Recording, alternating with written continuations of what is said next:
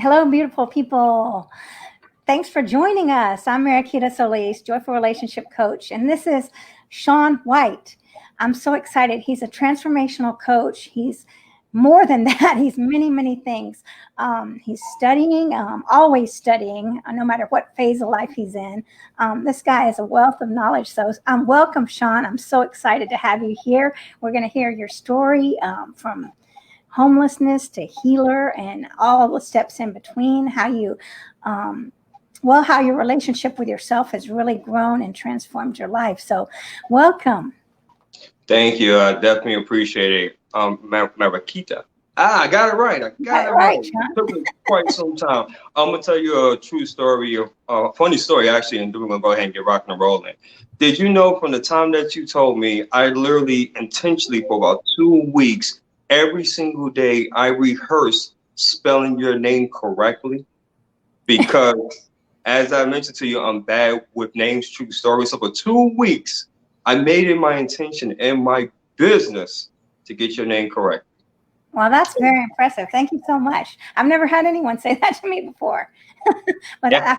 I believe it because when you set your mind to do something, to doing something, you do it, Shawn. So I'm excited. Tell these folks a little bit about yourself. Sure. So, as you all know, ladies and gentlemen, my name is Shawn White. And essentially, what I am is that I'm a network marketing entrepreneur about 8 years. Currently, not only am I an inspiration coach as well as a mindset coach, but a strategist, consultant, and author of two ebooks, podcaster, public speaker, motivational speaker. I wear many different hats. But to go ahead and tell you my story, to give you the very short version, is that I didn't start out like that. You're speaking to a gentleman that's originally from Brooklyn, New York, born and raised, been there for about 26 years of my life, spent some time down in Miami, Florida for about 13 years, and here in the beautiful small city called Atlanta, Georgia. You may or may not heard of it. Been out here for about 5 years.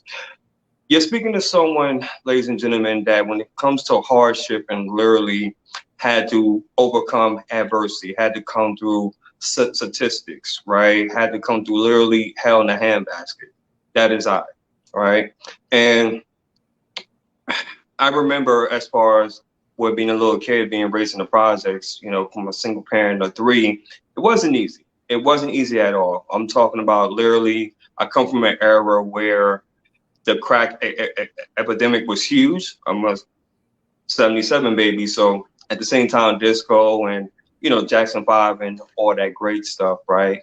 So even though it was very hard and rough times, but at the same time, though, there were some positives out of that, right? That was around the hip hop era. You know, music was very lively. And during those times, as being a kid in the projects, literally you had to find ways to keep yourself stimulated, right? Because if not, it was very simple for you to fall into the street life. So I used to love being a kid and just love to entertain and just love to motivate, encourage, and inspire people at a very young age. But because of the fact of my environment, because of people in which I hung around with, and because I didn't have a father figure, I fell victim to the streets, just like any other average kid that's normally come out of the projects. So going through that situation and being introduced to drugs and being introduced to the street life and not having a father figure, as you can imagine, I went down the wrong path, made a lot of decisions in which were not healthy, of course, and more so at a young age, even my teenage years, I found myself really with a huge identity crisis. I did not know who Shawn White was. However, there was a seed that was actually planted within me. And I didn't realize this, but like I mentioned to you earlier, because I used to love to entertain and motivate and encourage and inspire people, I would get visions even at an early age of really being on the scene, being like on a stage, either as being a pastor, a speaker. I had no idea, but those visions became very clear. I'm sorry, they became more and more as I gotten a little bit older, from my teenage years even up as far as like to my early 20s.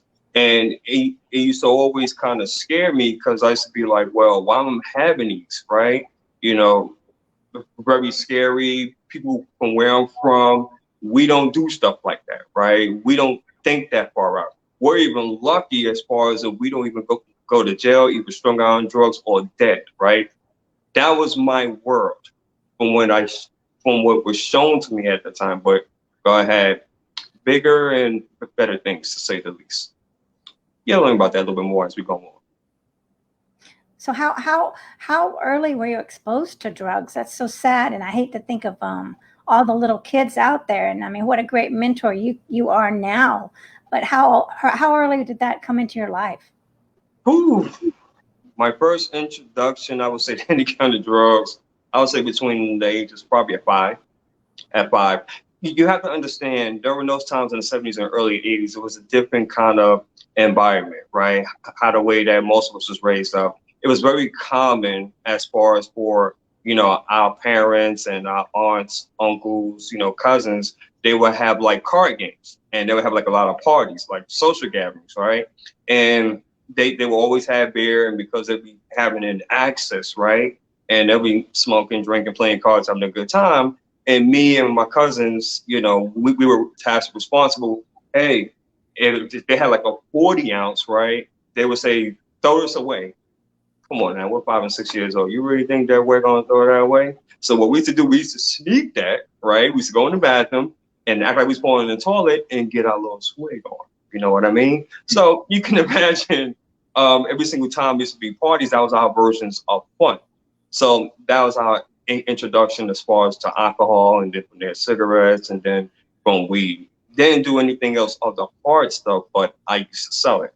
So I would say as far as early introduction, 6 years old. But again, that was normal during those times because you're talking about 70s, early 80s in the ghetto, in the hood, right? It wasn't really too much. You were either exceptional at sports, exceptional at school, right? Or you was in the drug game. That's pretty much our only choices. So you had to have really someone, as far as like your mom or your father, that was really strong and would have like a community that would back you up, right? And really get you away from that environment because it was just so much, it was overwhelming. So did you have anyone at that age that was trying to pull you out or trying to steer you in the right direction when you were? Yeah, when I think back, yeah, my uncle Miki, which was definitely, he was one of my heroes. Even though during that time he was well, respected in the hood, and he was someone that you just didn't want to play with whatsoever, right? I'm gonna just leave it at that. And he used to always try to steer me and my cousins, from staying out of that lifestyle. But when he was incarcerated, it was like, well, we really didn't have anyone really as like as a strong male figure because my father, he didn't want to, do anything. I'm gonna just leave it that way. So when my uncle Miki was incarcerated, pretty much the streets is which that we had. So our role models was pimps, robbers, drug dealers. Those are the ones that we idolized, right? We didn't know, we were very impressionable as being kids. So again, that was very normal during those times. People may look at it now and be like, "Oh my gosh, that's terrible." But to us, the way that we were raised and how the way we was conditioned, that was normal because the goal was to survive. That was the goal. That was the goal. So, Well, what about your nephews? The one I hope that they survived and pulled themselves out. You know, the ones that were also exposed to that. I mean, your yeah, cousins, your brothers, your family. yeah. Unfortunately, a lot of people that I grew up with, they're no longer here, or they're doing life, or they're wherever. Have no idea. So, um, yeah, Well, that's you're pretty rough. Yeah, definitely. So. well, you're a blessing indeed. My gosh. So keep telling me the story. So when you were in high school, you were still surrounded by that, right? Um, and what happened? How was that for you? How was high school for you? High school was very interesting, to say the least. You're talking about someone that was a rebel, someone that, even though I was exceptional in school, but it was during that phase where really the streets was calling me more and more. And because of the fact that me and my mother, we never really did see eye to eye, I didn't understand at that time that you know, she just wanted the best for me, but she showed me in her own way, right? So she had to play the role of both mother and father.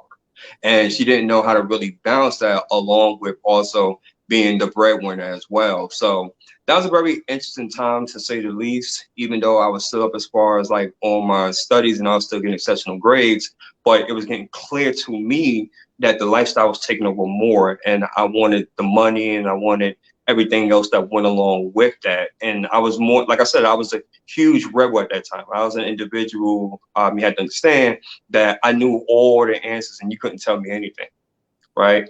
But something very interesting too, during that stage, I was hearing something a lot from a lot of people, the word potential. And that used to drive me crazy because everyone would say, hey, kid, you got something special. You got potential. You got potential. You got potential. From the drug dealers to my cousins to those I was influenced to my stepfather, Artie, God bless the dad, because he was that type of male figure that stepped up when my father, you know, didn't, and my uncle Miki was incarcerated. And he would tell me the same thing. And it's like, wow, everybody's telling me potential, but I don't see it. What do they see that I don't see?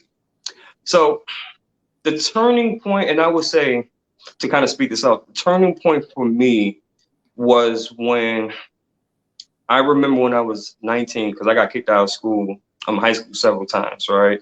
And I remember the turning point is when my mother passed away, right? My father passed away at 14, right? That was like either, it would tell you the truth, it didn't matter because he wasn't really there anyway. But when my mother passed at 19, I remember when she was on her deathbed in Brooklyn Hospital. I'll never forget this, right? And I remember her last words that she told me was like, Shawn, if you don't do nothing else, go back to school, get your diploma, and make something of your life. And I gave her a promise, and I said, okay, Mom, I will. Even though we wasn't really on good terms, but I promised her that.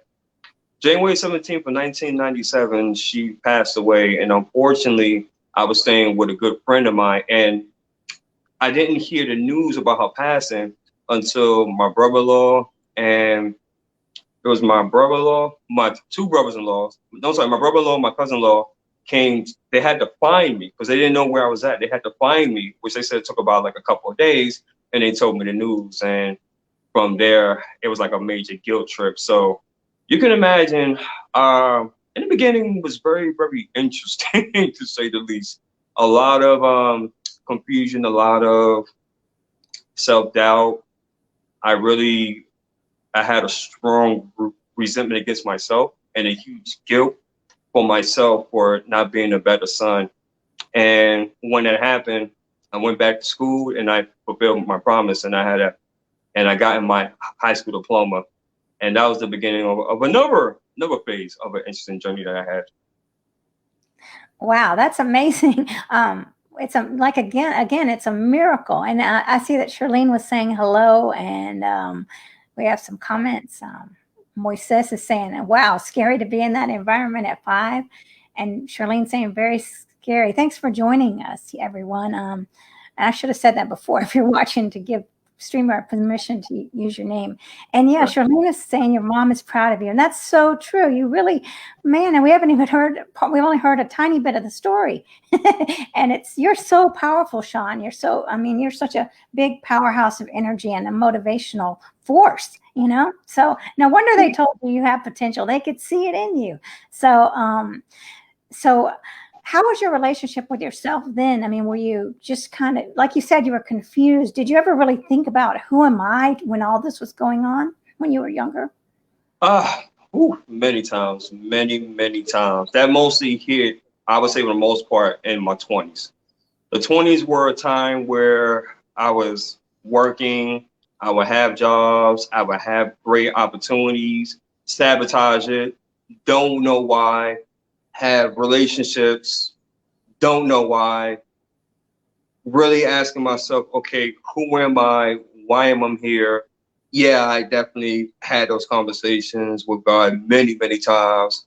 I was very angry at him as well because of the resentment wise and just when you're in that state of you don't know who you are, you're trying to find your identity, right? It's very interesting because you're trying to figure yourself out, and yet life is still happening, and the show must go on, as they say. And internally, no one really knows what a person's really going through, and that's the reason why they say you never judge a book out, outside of its cover, because on the outside things could be looking fantastic, right? I was making money, I had my own place, life was good, fantastic, handsome, sharp, everything else. But inside I was dying so bad, because I didn't know who the heck I was.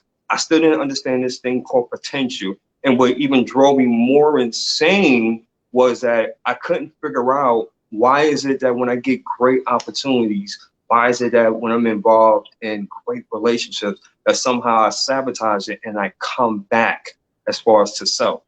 This stuff I did not know. And it took me a long time to really, really figure it out.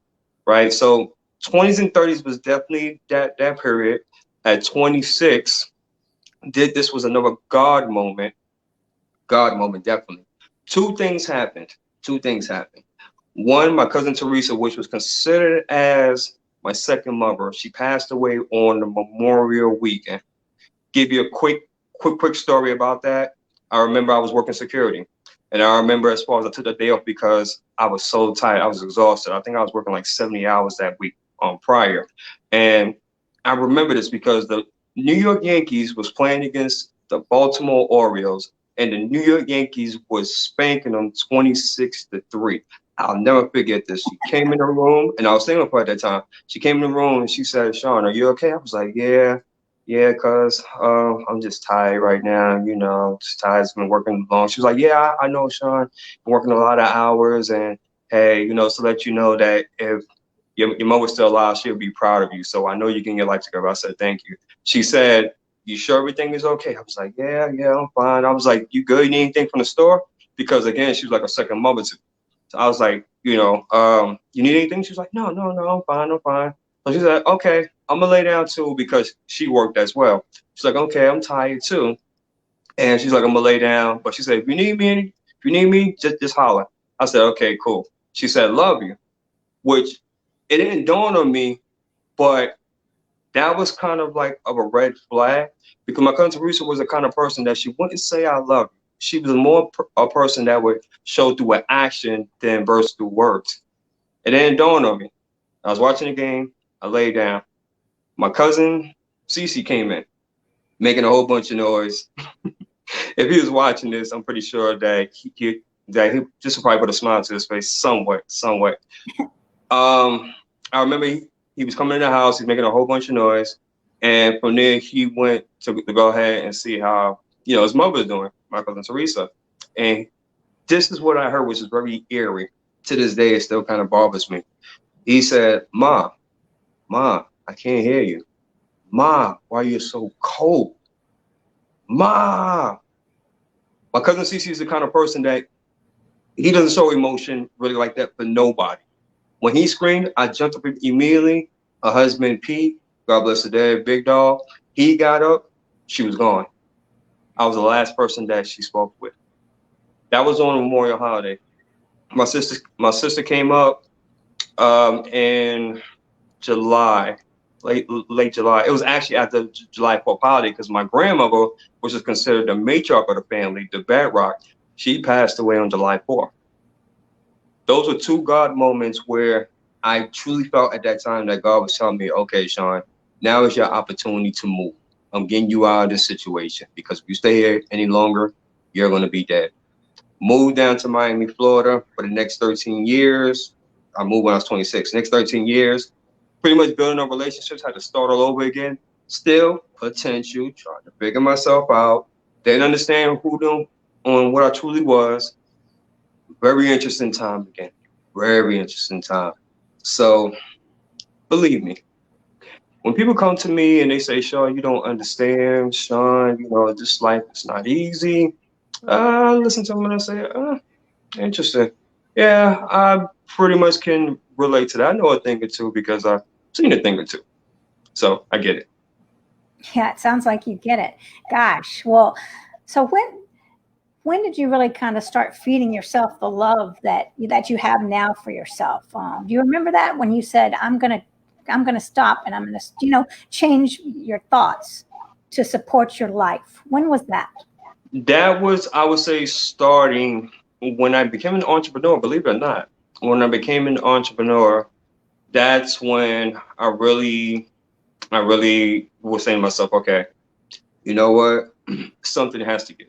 I'm getting older, not getting any younger, and I really need to figure more of who I am. And being an entrepreneur was something in which I've seen, especially online, how people were always talking about success stories and how they would turn themselves around and, mentally, emotionally, and spiritually as well. So that was very attractive to me because at that time I was doing marketing and sales and customer service and I was crushing that, but I felt very incomplete. Going through that phase, being an entrepreneur, I talk about this all the time. First 2.5 years, 3 years of my experience, I did everything completely wrong. Been scammed twice, one for 2,000, one for $1,500, soul crushes. But I said, you know what? I'll learn from that experience. But still wasn't really getting it together. This is where everything turned around. Everything literally turned around for me. I was here in Atlanta, Georgia. Hmm. Okay.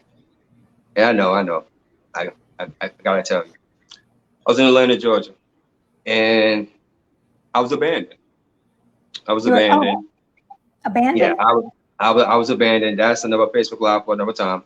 I was abandoned, and from there, when I was abandoned, and the only thing I had was my clothes and the few dollars I had in my pocket. What really created that scene was when I came out of church one day, and I remember sitting down in the park. I remember this as just as clearly as yesterday. I was in the park, and I was just sitting down.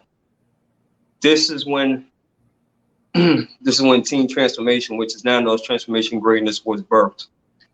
I was sitting down in the park, just came out of service, feeling good, and only thing I remember is that I was listening to music and I was reading the word, and I kid you not, everything slowed down. Have you ever seen that movie, The Matrix, by any chance? With Keanu Reeves? Okay, so you remember that scene when he was in the street and everybody was slowing down, but he was still walking regular, and it was like that. What is going on? Everybody almost froze. That's the Yeah. way it felt for me. So to kind of speed up a bit, so that's when I heard clearly from God that He said, "Shawn, I see everything which is going on. You're going to create a brand called Teen Transformation, which said you're going to motivate, encourage, and inspire the masses. Not only you and your team is going to help those all around the world overcome their self-limited doubts and beliefs, but also as well, your team is going to be involved in nonprofit organizations and charities. So you guys are going to be walking the walk instead of talking the talk. In the end, it will be all about legacy and in my honor." I went just like this. Hmm? It was like, who was that? Like, you talking to me? Didn't pay no mind. A few seconds later, he said the same thing, just as clear as you started laughing. I remember my response. I said, "Lord, I don't have anything. What is it that you want from me?" He said it again, and he told me to go back in my room. I was in a shelter at that time. Would you believe within a couple of weeks, I was able to get a job? From at that point, within a couple of months, I was able to get my own place, keys in hand. And when I did that, the first thing I did is that I knelt down, I kissed the floor, and I said, "Thank you, God."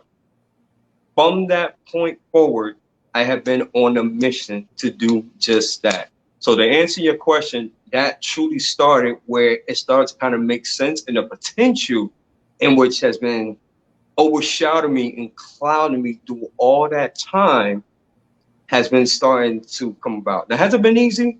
Absolutely not. But he has allowed me to get mentors, coaches, and just really be able just to pour in and just have so much of a passion, of an obsession, of you will. Because through everything that I went through, good, bad, different, ugly, dark times, near-death experiences, and a whole bunch of other stuff that I didn't mention in this interview, is all for people such as yourselves. Because there is someone that's out there that is going through the same thing, that doubts themselves, that underestimates themselves because they've been called stupid, dumb, you never be nothing, you won't be nothing, you're just like your mother, you're just like your father, everything else you can possibly think of. And just feeling like no one understands me, no one gets me, right? It's like everybody just want to take my money, but no one wants to hear me, no one's listening to me. I went through all those experiences because I understand and I know how it's like. But also because he allowed for me to overcome that. So now it is my obligation and my responsibility alone, okay, to reach out to his people and let them know that there's a better way. But in the words of Les Brown, gotta be hungry. You gotta be hungry, and you gotta get out this victim mode that worries me. Why me? Why this is happening? No one loves me. No one wants to help me. Because guess what? When I was in that victim mode, nobody cared. When I took responsibility and I said, you know what?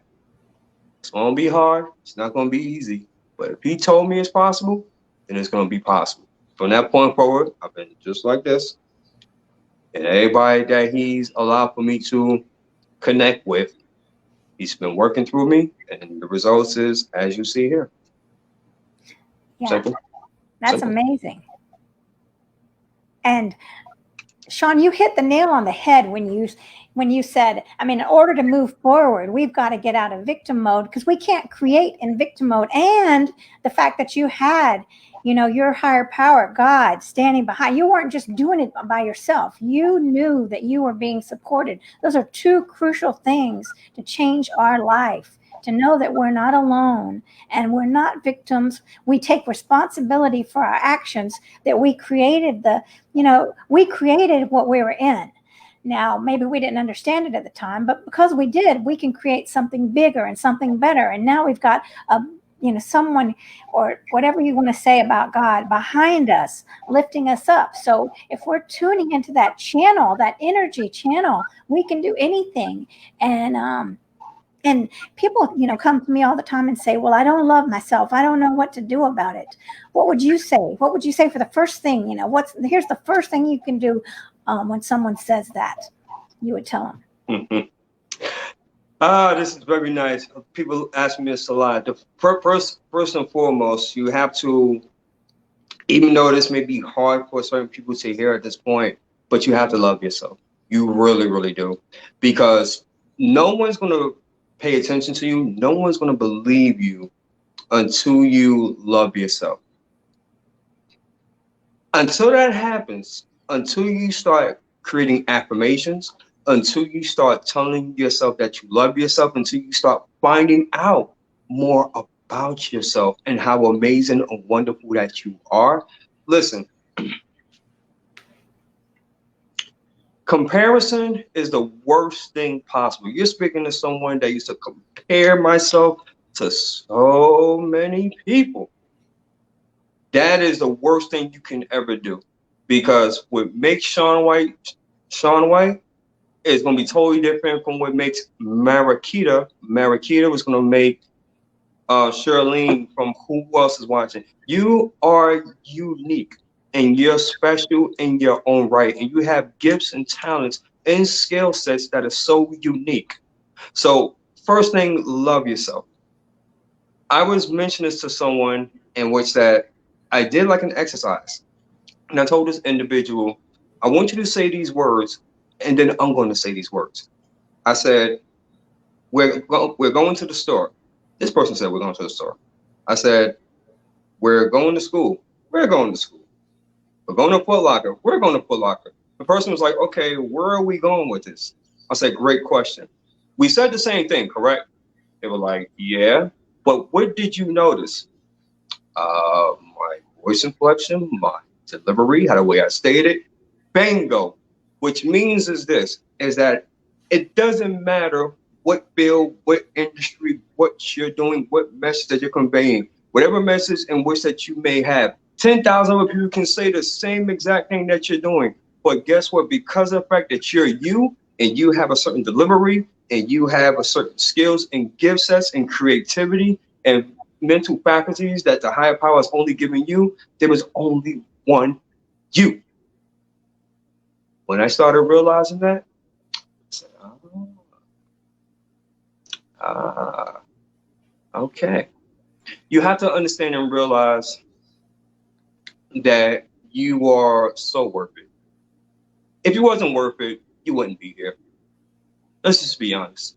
You wouldn't be here because God would be like, well, it's no use for you. So there's no reason for you to be alive.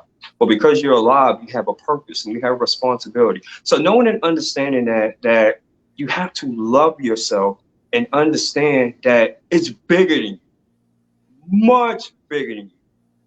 What happens to Marakita is that it's this thing that is so insidious. It's so evil, and it just steals the life and joy out of each and every single individual. You want to know what that is? What? It starts with an E and it ends with an O. Ego. Ego. You're right. And I love what you said, Shawn, because what you were saying is, I'm just going to sum that little part up, but like when you make it about not you, but what you were put here for, and then you take away the ego and you can do it. You don't have to be all about me. I'm not good enough and I'm not, nobody likes me, and just say, this is my purpose, that I've been given these gifts, like you said, that you were given these gifts. Now you're going to take off and do it, and you let your ego go. So yes, ego. So go ahead. Anyway. Ego and pride is something that, as long as you have those two elements dominating your life, you won't ever get to see your true potential. You won't ever be able to do exactly on what you've been called to do. Because anytime when ego and pride comes in the way, it's like, oh no, I got this. No, I can't ask this person. Oh, they're gonna look at me differently, right? Or they're gonna think that I'm not on their level, or because I don't have X amount of degrees from Howard University, right? Or because I don't speak the lingo, right? And all these different self-limit doubts and beliefs, things has which were in fact conditioned since childhood. The ego and the pride is so big and the muscle is so strong. And because that individual, like in my case for a long time, it was, I didn't want to let that pride and ego go because I used that as a survival mechanism. So I didn't know there was a better way. But in order for you to truly step out into your greatness and truly help those that God has for you, that is something you have to get rid of. There's no negotiation. There's no, well, what about, can I use it this way? No, he can't use you if you have pride and ego. So you're either going to have faith, and you're either going to use the skills, talents, and skill sets that he has given you and move with a spirit of faith, or you're going to do it your way and allow pride and ego to get in the way each and every single time. The choice is yours, but whatever choice you make, you better make sure you do it wisely. Because in this thing called life, we only get one shot. Only get one shot. Because once you're gone, you're gone. That's it. So it is everyone's desire, I believe, true desire, is to leave a legacy. It's to leave a name for your family in which they can be proud of, to where they can say 20 years, 30 years, 50 years, 100 years, however the case may be, that when they open up the history books, or in this case, Google, right, and they pull up your name and your family history, that they will stop and say, wow, you know what? That was my great auntie Marakita. Wow. So she was a coach. She had her own podcast. She used to interview phenomenal people. Wow, that is incredible. And guess what? They would be so proud of that versus someone that was just full of pride and full of ego and just like, well, I'm gonna do things my way. And likewise, they pull up the family history and then they're ashamed. And it's like, wow, so this is what my great grandfather was like. Man, he was a jerk. He was an a-hole. And then they didn't bring shame to the family. Do you want that? Mm-hmm. Next question. Well, you hit another nail on the head that's so important to me. What you were talking about, your legacy. That's we're creating that every day. So, and a lot of people don't think about that. Well, they don't think about. A lot of people might, not know what they're living for, and what do you want people to say about you after you're gone? And that's very, very important. And Charlene was saying, all the Greek classics show that pride comes before the fall. We must shed pride to grow and change. And she was saying free will. And you become a positive for generations, positive role model. Definitely. I know. Yes. And welcome, Sarah. She was saying, yes, so true. If we're still breathing, we have a purpose. Right. And our brains are working for us.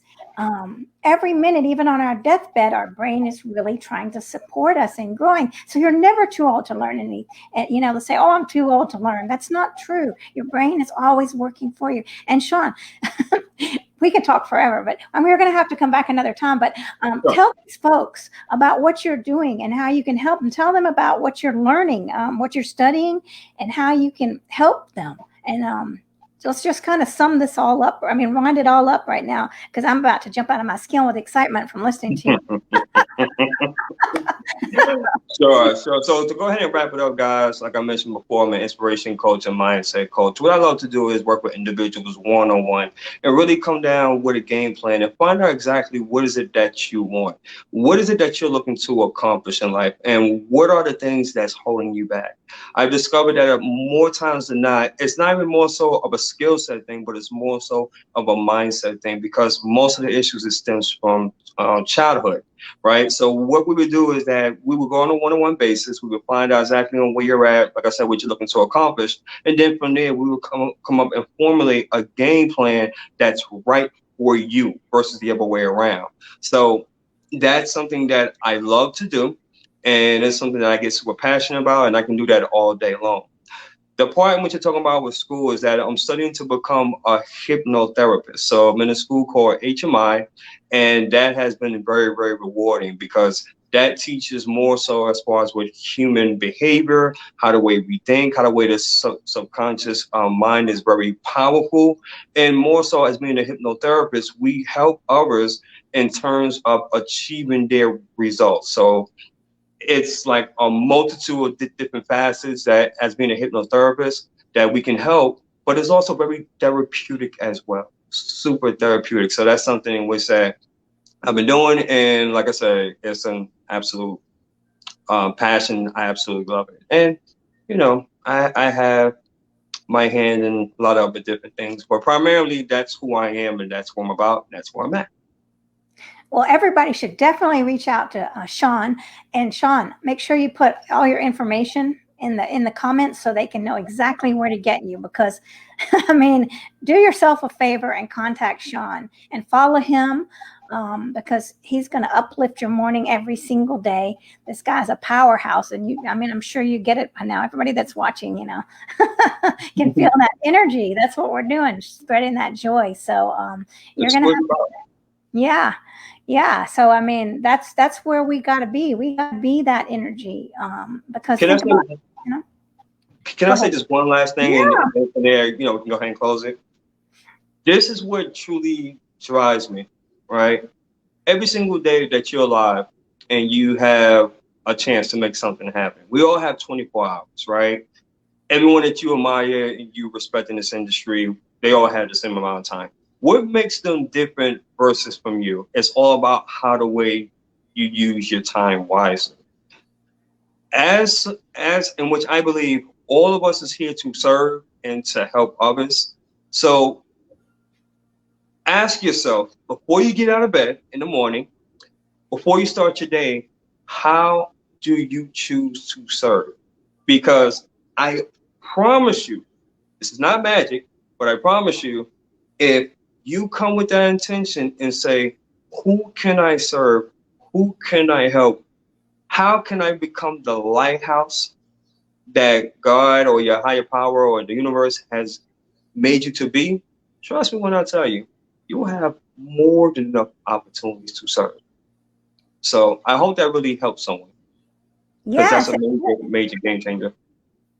I'm sure it will because people are going to be joining on the replay. If you're watching on the replay, let us know and reach out to Shawn. And I'm here too. If you're, for my coaching, is I really help ladies that are moving forward in corporate lives that are struggling in their relationships. So we're both here for you all. Shawn is perfect for the right, he has his people and I've got my people and we work together, so I'm excited to, if you want to be with a strong, powerful man, here he is, that's who you want for your leader. Well, here he is. So, so I'm so excited that we had this conversation. You're coming back. I know, Shawn, I've already made that determination. You'll be back on the show because we got to talk more. So thank you so much. Yeah, this has been great. And well, I just am very impressed with just how you've risen up. So I'm going to be thinking about that all night. And I really am grateful and thankful for this conversation. And thanks everyone for watching. And we're sending you blessings. May I close? Yes, please. Excellent. I love this too. And this closing that I do on all my Facebook Lives, all of my podcasts has been anointed to me, and it goes as follows. If what we stated here on this live either motivated, transformed, or inspired at least one person, then may God be the glory, ladies and gentlemen. We take no credit for absolutely none of it. You guys have all been amazing. Thank you so much, Marakita. You have been just truly a diamond, and you have something that is amazing and it's going to grow exponentially. I hope that you're ready because it's going to grow exponentially. So I just thank you once again. I'm truly honored and humble as well. Thank you, Shawn. Thanks, everybody. We're sending the love. All right. Bye-bye, y'all. Thank you.